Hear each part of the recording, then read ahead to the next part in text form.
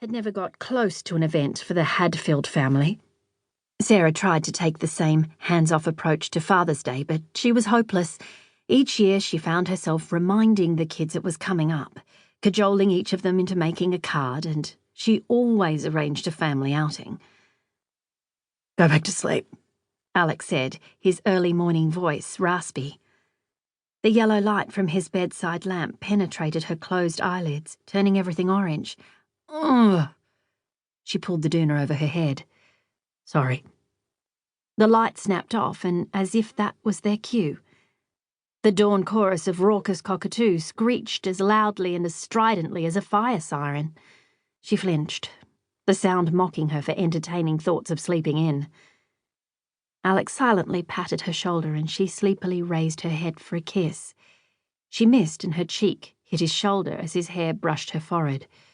Oh well. At least they were still trying after 2 decades together. It was more than could be said for many of their peers. Over the last few years, there'd been a cascade of divorces in Minganya. The domino effect had started after Bianca Russo drank too much red wine at a Rotary dinner, grabbed the microphone, and announced to the room she was leaving her husband. More marriages went on to fail, and each time Sarah heard of another separation, she found herself examining her own marriage. Alex didn't seem to need the same reflection. Their discussion on the night of Bianca's bombshell was a case in point. "You know what this means?" Alex's coffee-coloured eyes had shone with the same enthusiasm that had captured her heart 2 decades earlier. That yet another marriage of people our age has hit the wall? A momentary look of remorse crossed his face. "Yeah, that part's sad. But their land abuts the farm. We could build a 4th dairy. Milk another 2,000 goats and secure our milk supply. This is the next step in taking our cheese beyond Victoria." It was a tempting idea, one that would free them up from relying on other milk suppliers. They may not want to sell. "Oh, I think they will. Ed paid top dollar for that place, and it's heavily geared. There's no way Bianca will get her share of the marriage assets without them selling. And we'll be waiting in the wings with an offer they can't refuse."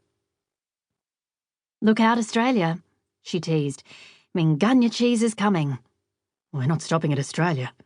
Think of the foodies living on the west coast of the US. They'll fall over themselves to get their hands on our healthy organic cheese." As always, his excitement was both terrifying and infectious. "I always knew life with you wouldn't be boring." "Damn straight." He'd grinned and kissed her again, before demonstrating exactly how exciting and exhilarating life with him could be. Back then, they'd thought the goal of entering the American market was the ultimate prize, but they'd been wrong. China was the crowning glory.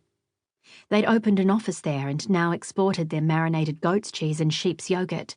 It was beyond their wildest dreams, and recently, with a middle management structure firmly in place, they finally had time to explore interests outside of the business. Sarah was yet to get out from under her workload and family commitments, but Alex had committed to cycling. He was a cycling store's dream come true. From his state-of-the-art Italian full-carbon fibre bike with its lights, computer and little solar panel for charging his phone, to his gloves for every season and booties with heated insoles. Given that winter mornings were below zero, it made sense. Sarah didn't begrudge him the thousands of dollars he'd spent on getting kitted out. It wasn't as if they couldn't afford it. In fact, their bakery benefited from cycling tourists and skiers, selling them, among other things, marinated fruit muffins nicknamed turbo buns. Like every other morning, Sarah lay in bed listening to the familiar sounds of cycling shoes clicking into cleats, the gentle whir of tyres, and the clunk of gears changing until they faded into the distance. Now fully awake, she ran through her options.